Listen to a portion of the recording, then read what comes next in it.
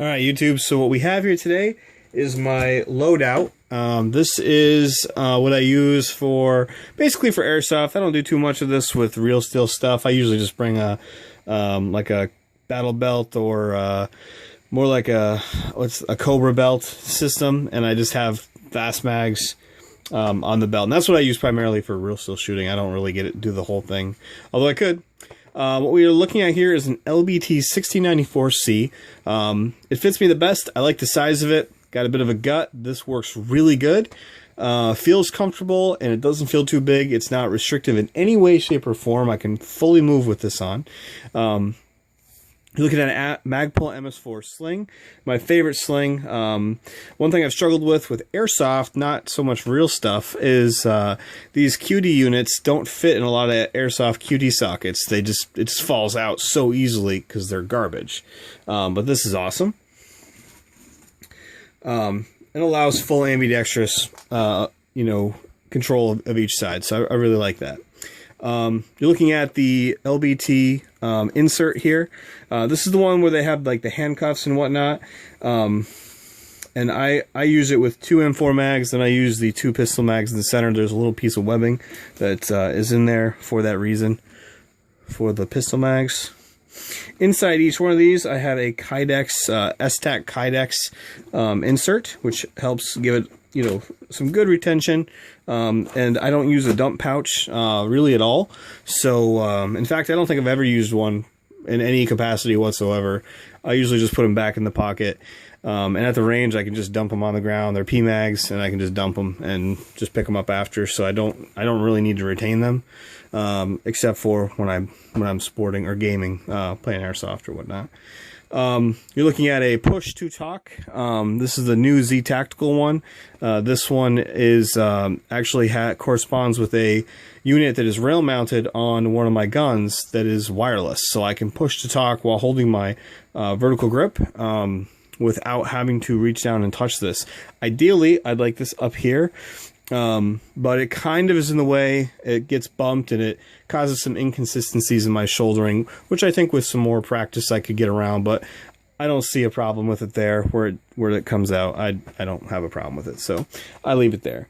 It didn't come with any kind of a microphone. It uses like I don't know what the jack is called. I really wish I knew, because it would be a lot easier to search for different products, but it uses the same jack like a Z Tactical ComTac 2 would. This guy here, I bought this not realizing that it was right side only, and I really hate this in my right ear. I much prefer it in my left ear. My hearing is better in my right ear, so I really don't like covering it up with this, but it works good. I don't like doing the full headset thing. I think that's kind of ridiculous, but this works pretty good. This goes in there and I can wear it. There's a little pocket on the inside, a little like flap here, that I can just kind of rest this in. In fact, I'll do that now until I reach the field or whatnot. Right now, I took out my replica plates, which are very similar in weight to a real one, an ESAPI. I just put foam ones in because I don't need. It's really just to hold ammo and not fall apart, because the Condor ones fell apart. Some other brands, I had a China clone one that fell apart. This is the legit, real deal LBT, which I'll show you the tag after, if you care. And it's been awesome. A hydration tube, try to run through the inside of this. One of the problems I had on replica ones is that it doesn't bear the load well, and it would really pinch the tube here. And this doesn't do that. I'm actually thinking of cutting this back too and making this go way up higher. I think this is kind of annoying, but it does I can tuck it behind me between my body and the cummerbund, and it's not in my way whatsoever, but I do think it would look better shorter. I gotta weigh my pros and cons there. This is a Blackhawk Hydra Storm microbial line with their neoprene covering. This is the small one. This is the 40 ounce one, not these big ones. I used to run these much larger ones, but I never ever filled them. The reason I like these is because of this. That is awesome. And they're microbiotic or whatever they call it. Yeah. Microban. So I just got this the other day, and I'm going to be trying a much smaller capacity. Instead of 100 ounce, I'm going to do 40 ounce. I never drink 100 ounces while playing, even 4 or 5 hour games. I just can't drink that much and move around. I can't. I usually have to stop and eat before that long. This is a Redline Firebase Airline. I used to have it just under my arm, which I actually kind of prefer, but I decided to start carrying my pistol on the plate carrier. I'm really glad I did this. I like it a lot better.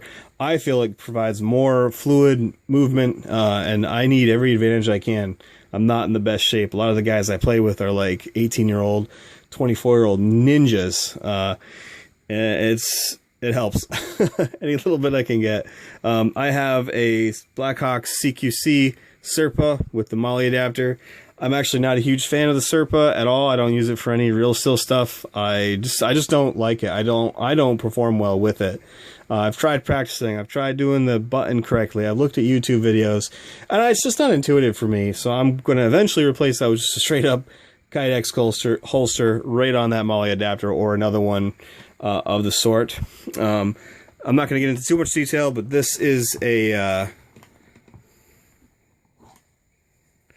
Wii MMP. This is the you can tell the thicker plate here down here. This is a CO2 model, which I much prefer to propane or green gas of any kind. I like the 6094 because of the insert, because of the pockets on the side. These are built-in Mag M4 pockets. From what I understand, you can get the Mayflower APC ones that go in here, and you can store even more with, and keeping it really low profile. So this is how I run my loadout. Can you guys see that? Right a little more. So over here, this is my primary manipulation hand. This is my left hand because I want to keep. I'm right-handed, so my hand's on fire control pretty much all the time. So I have these are real ITW genuine fast mags, not the clones. The clone plastic is actually not bad. It's the rubber bands that give out really early. So I chose to go with the real deal and the Kydex inserts in all my pouches. So I have 2 reloads here, fast ones. I actually prefer this spot. This is the most intuitive and the fastest. These don't, the PMags, the replica PMags and the real ones don't go in real easy. They really stick in there. The metal USGI ones are a lot smoother in the fast mags. So something to keep in mind.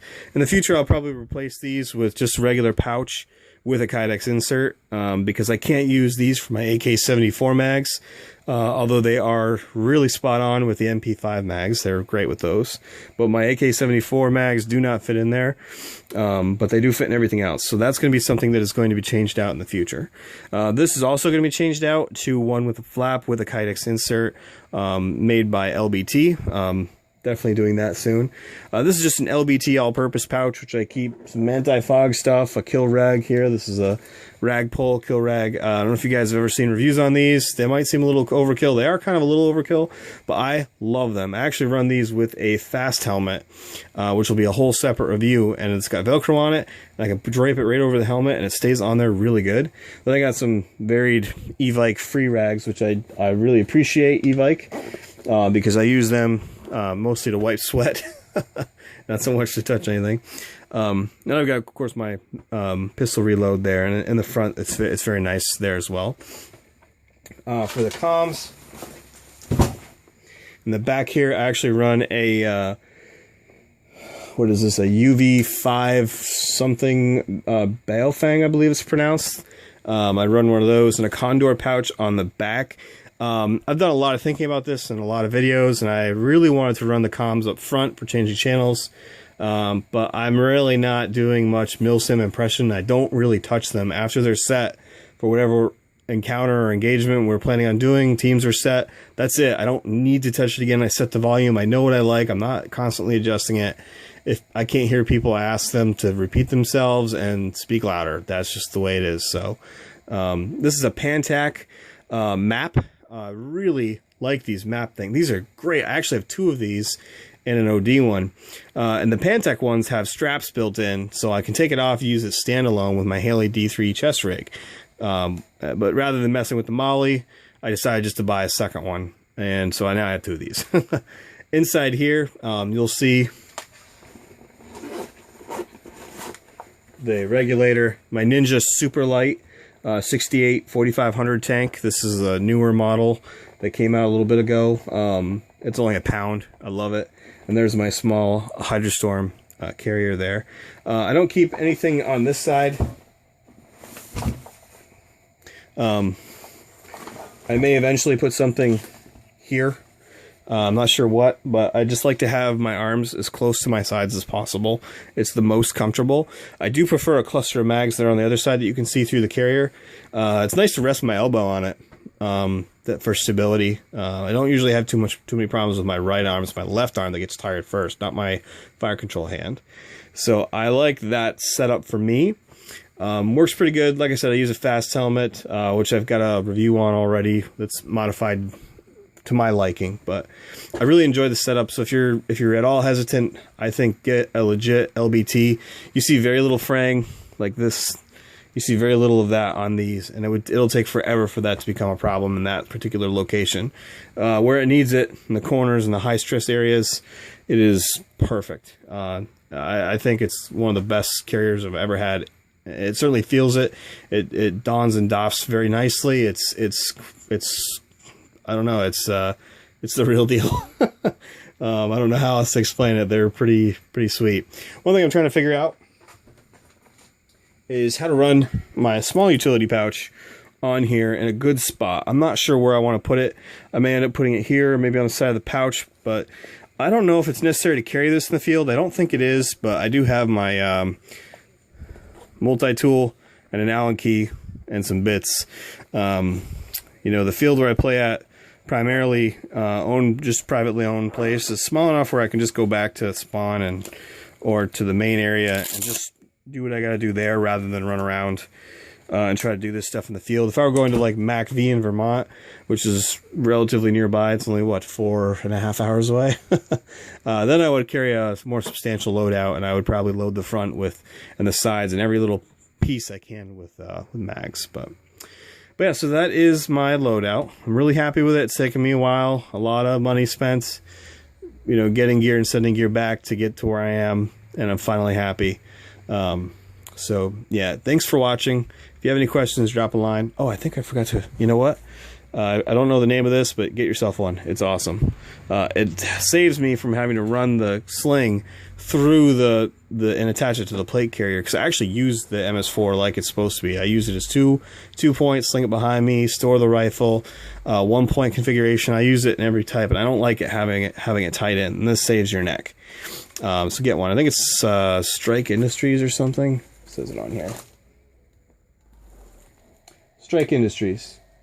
And it's called the Sling Catch. So get yourself one of those. They're really nice. Anyway, for real, thank you for watching. Appreciate your time.